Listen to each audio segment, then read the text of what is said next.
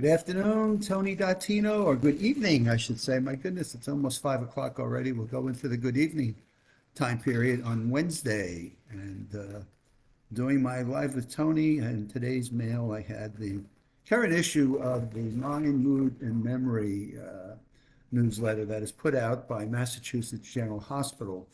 And the lead article on here is it's never too late for us to make lifestyle changes that help us improve our memory and our cognition.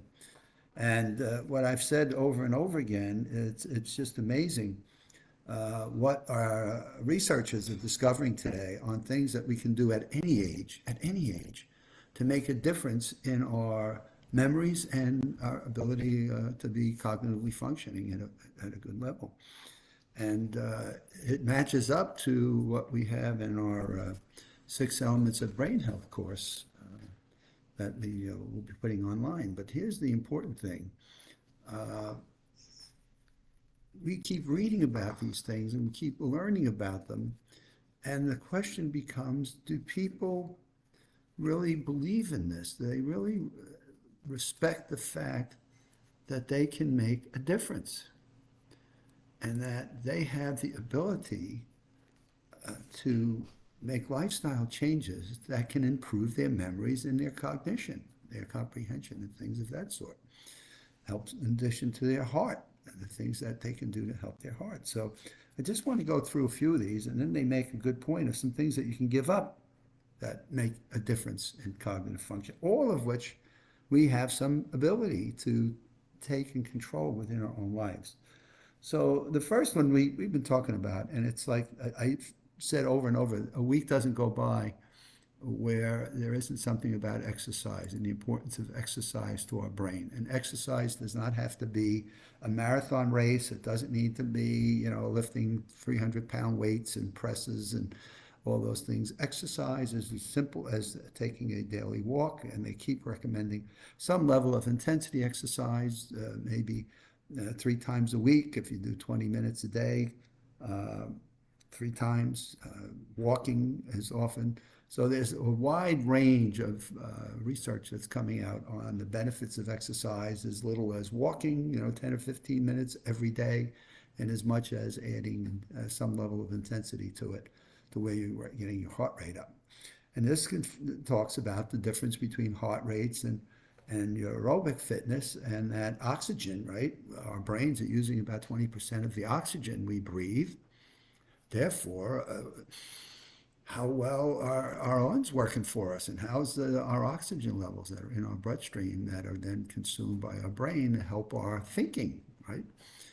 So that's one of them. The next one that they talk about is challenging your brain. And that means, what are some of the mental challenges that you put yourself through at any age? Again, if you're in school, of course, you're being challenged by what you're learning on the school curriculum on an ongoing basis. If you're at work, hopefully there are things that are changing in the dynamic environment that we live in today that are causing you to work and solve problems. Are you learning some new things? Are you reading some new books on learning some new skills on something that's enjoyable to you? Maybe you want to take up art. Maybe you want to take up a science course of some kind and learn more about your brain. But are you mentally challenging yourself to the point where it's like exercising your brain? So we know when we go to the gym, or we go and do our stretch bands, or some of the exercise routines we go through, we know we can visibly see that we're exercising, and we can see what changes are taking place in our bodies, right? But what happens if you're exercising your brain, right? Do you have the belief and the confidence that by exercising yourself, by bringing mental challenges to your brain, that it makes a difference? And one of the ones that is like an exercise and a mental challenge is ballroom dancing, right?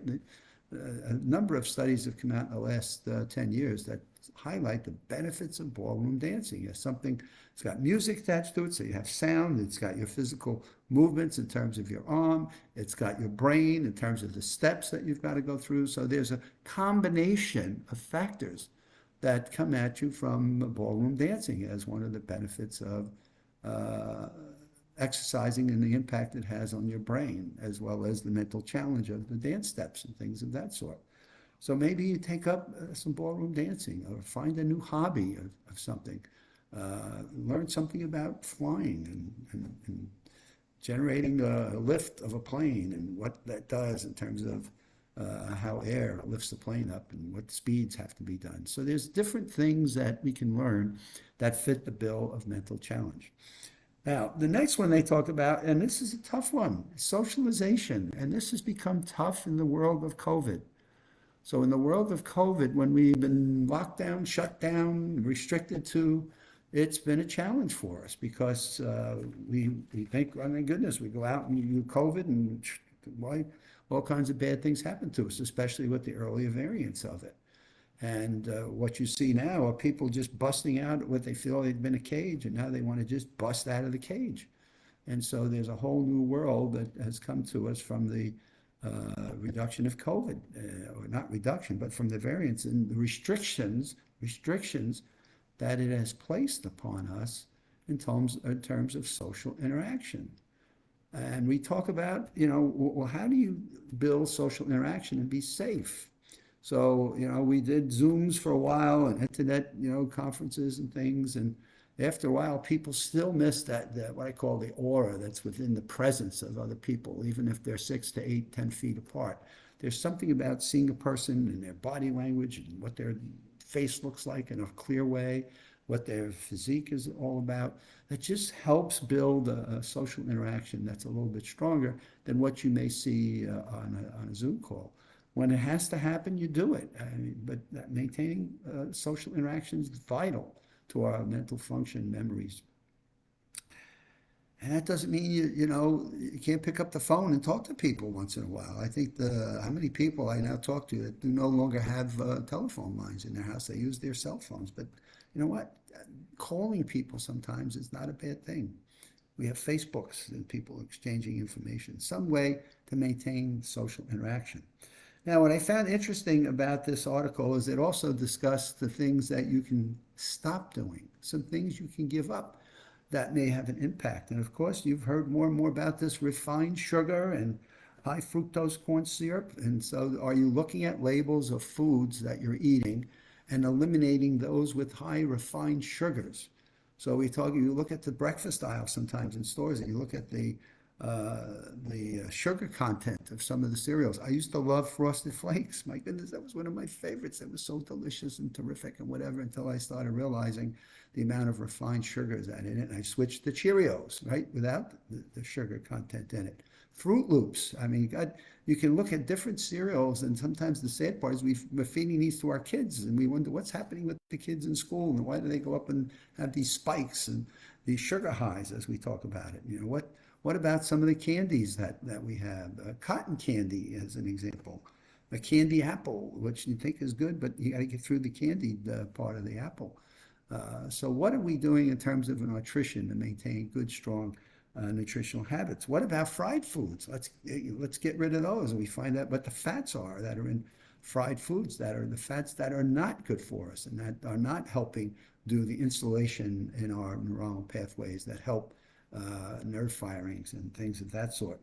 Carbs with high glycemic index.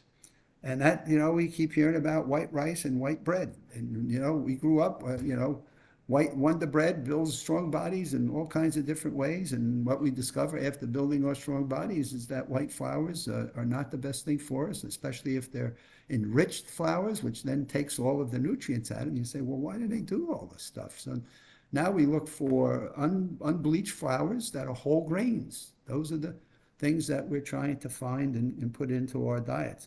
One that surprised me here was nitrates, and they're used as preservatives in the cured meats. And I love Genoa salami, and I'm reading here, my goodness, nitrates are in my salami, and that's not a good thing for us because those can have a major impact in terms of our nutritional values that have impact on our brain functions. So the point of the article, which I thought was superb, you're never too old to make these changes, nor you're never too young to make these changes. Just think, what it's suggesting is that we have done these things for so many years in our life, and we think, well, we've